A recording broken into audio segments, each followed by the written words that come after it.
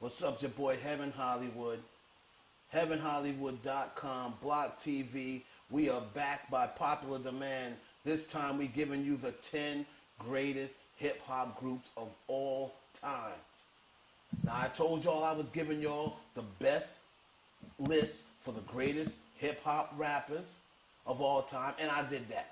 My list is the only list that matters. Y'all know where to find it. Go comment on it and give me your top 10. But for the groups, everyone was asking me, Heaven Hollywood, when we going to do the groups?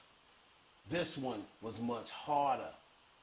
Before I even get into the list, it was well thought of. I talked to everybody in the industry. Old dudes, young dudes, rappers, producers, DJs, executives. And we all came up, they all helped me come up with this. The top 10 hip-hop groups of all time.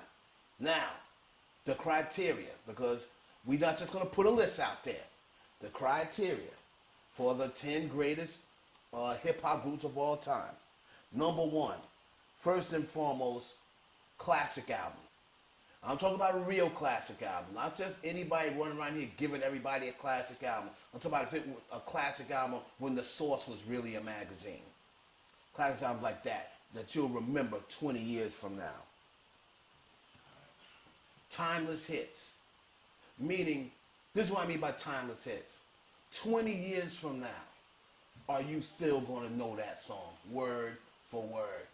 Is it going to be relevant in any era? Perfect example, Summertime, Fresh Prince. That's going to be relevant when you're 50. Songs like that, Biggie, One More Chance remix. Those songs you're going to know forever.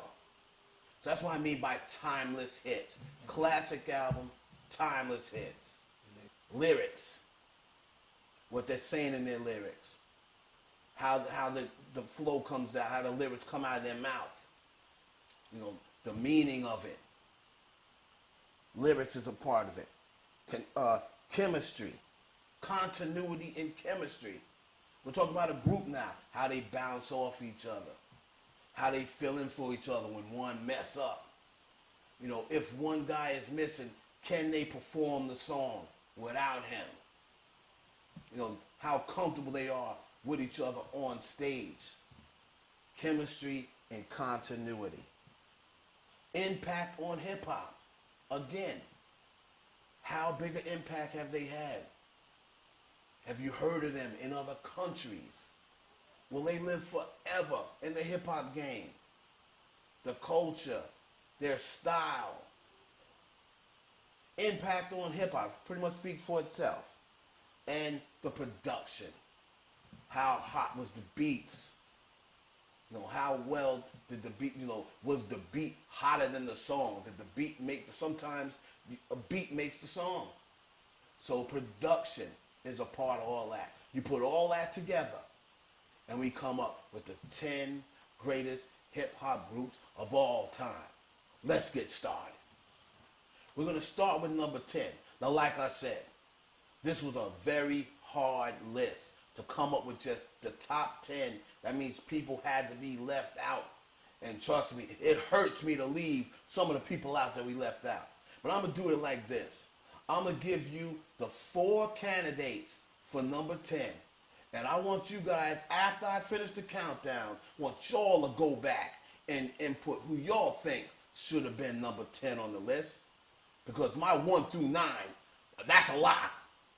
I'm not changing that. That's good money. The 10th one, it could be one of these 4 groups. It was hard to decide. I finally came to a decision. I want y'all to go and comment and tell me who you think to be number 10. Here are the contestants. 1, the Fugees. Wyclef, Pras, Lauryn Hill. 2, Onyx. Boy Fred Joe Star, Sticky Fingers. 3, Naughty by Nature. Boy Tretch and Vin Rock. That's 3 of them. And then finally, the 4th group that I want you to tell me who's number 10 is A Tribe Called Quest. One of them was number 10 on my list. Now, we're going to number 9. Number 9 on the greatest hip-hop groups ever. Mobb Deep. Havoc, Prodigy, Beats. You tell me which group had hotter beats than Mobb Deep. When they came out, Prodigy was at the top of the game when it comes to lyrics. Lyrics stay up there. Continuity, they're up there. Continuity, chemistry. They stayed together longer than all them groups. They barely, they broke up recently. I don't even consider that a breakup. They back together already. And what catapulted me, I had Mobb Deep out until my partner brought me up on something that made me remember something. When the chips were down and the West Coast was coming through here, stomping the buildings out, had East Coast with their, let's be honest, had the East Coast with their tail between their legs, including Jigga, including Biggie, including everybody from the East. The only people that stood up for the East Coast and answered them back and stood up for New York was Mobb Deep. Look it up. Number 8, Salt and Pepper. Now, don't laugh. All the dudes out there. First of all, let me tell y'all something. Salt and Pepper, the female group that was putting up the same numbers or bigger numbers than the men. Trendsetters. As far as style, which girl you out wasn't dressing like Salt and Pepper? Stage present, perfect. Performance, chemistry, and they never broke up. Salt and Pepper, to me, that's number 8. One thing that I left out that I have to go back, because I'm getting a lot of people hitting me up saying, why is Salt and Pepper so far back? Just real quick, they didn't write their own rhymes at first. So that really catapulted. When I first started this list, I had Salt and Pepper number 5. But then when we realized they didn't write their own rhymes at first, that pushed them back 3 slots. Number 7, Outkast. You can probably make an argument that every single album they put out were classics. You can probably make that argument. Outkast put the South on the map. I don't care what other people say. They can call T.I. and Wayne the King all they want. Outkast put the Southern, that whole flow, Field Mob, Goody Mob, all them cats came because of Outkast. They also trendsetted Andre 3000, the look, a totally different sound, clothing, acting. That's why I put them number 7 on the list. Number 6 on the list, EPMD. Eric and Paris Making Dollars. It hurt me to put them all the way at 6, but only because it's so competitive in these groups. But let me tell you why they're number 6. Representing Long Island, first big rap group to come out of Long Island. And let's not get into it for all you youngins who don't know. They was the first ones rocking Rolexes. The funk sound. They brought in that funk sound. They incorporated West Coast funk in a lot of their East Coast records. Stayed hard, never crossed over. A lot of people stole from EPMD. That hurt them in the end. A lot of people stole from EPMD. And one of the things to me that they're not lower on the list was the breakup. The breakup was loud. It was public. You know, when you got one group member accusing the other one of setting them up to be robbed, that rubbed a lot of people the wrong way. Classic albums, they had it with Unfinished Business. Well, don't forget, Ain't No Nigga came from EPMD's joint. Headbangers, who don't know Headbangers? How many times rap groups have done Headbangers over? EPMD on the list as number 6. Now we start getting down to the big boys. Number 5. A lot of controversy in this pick, but the Beastie Boys. Beastie Boys, number 5. Now, a lot of people don't think that the Beastie Boys should be on the list because they're saying they wasn't fully hip-hop all the way through. But for the main parts of their accomplishments and contributions, they was hip-hop. Paul's Boutique, remains a favorite of a lot of rappers to this day, album-wise. License to Ill is a diamond hip-hop record. They had the illest beats. Let's not get it twisted. Their beats were ill. License to Ill is a classic album. And the boys on the low had some lyrics too. You know, they was silly and all that, but they had some lyrics too. So that's the reason why the Beastie Boys are number 5. Number 4, Wu-Tang Clan. RZA, Jizza, Respect the Debt, Old Dirty Bastard, You God, Ghostface Killer, Raekwon the Chef, Method Man. Don't forget Capadonna, I throw him in there. Master Killer, I throw him in there. Wu-Tang Clan. They transcended with that late 90s sound. When the Wu-Tang hit, they just changed 90s hip-hop forever. Their sound, their beats sounded like no other group. They kept their production strictly in-house. Most, for that first couple of albums, you didn't really see nobody outside of a Wu-Tang Clan member doing any beats. I mean, they incorporated that group and turned everybody solo, but was still able to be considered a group. Almost every MC in there was dope. Nobody sound the same. That's one group where it don't matter how many were in there, you knew who was who. And that's hard.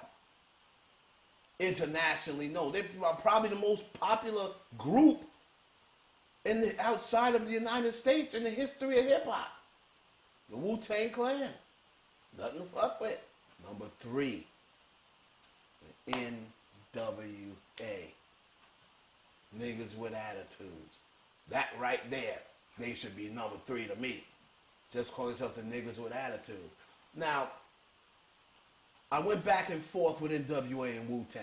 See, the reason why N.W.A.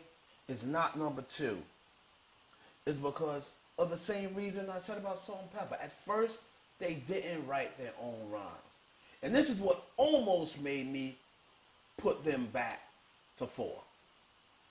At first, they didn't write their own lyrics. But because Ice Cube was in N.W.A., he was writing the rhymes, I kept them at 3. They carried the entire West Coast on their back for a long period of time. They was coming out, they had the first Police diss song. They pretty much gave birth to gangster rap. N.W.A.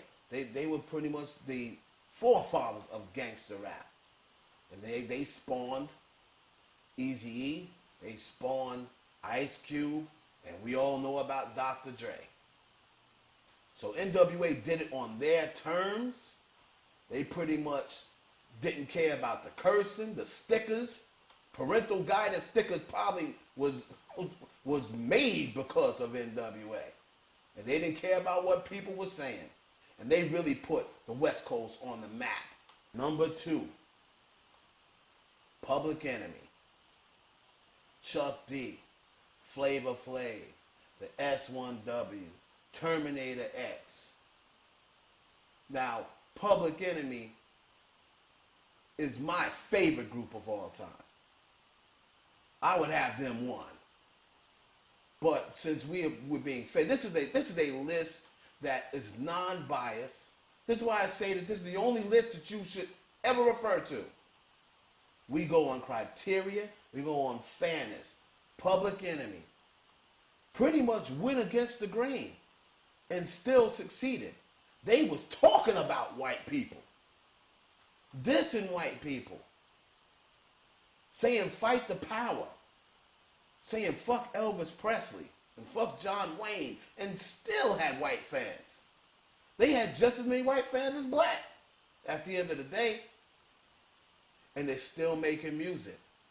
Flavor Flav brought the young crowd. Yes, he did bring the young crowd to them with Flavor of Love. A lot of people think that kind of hurt Public Enemy's image.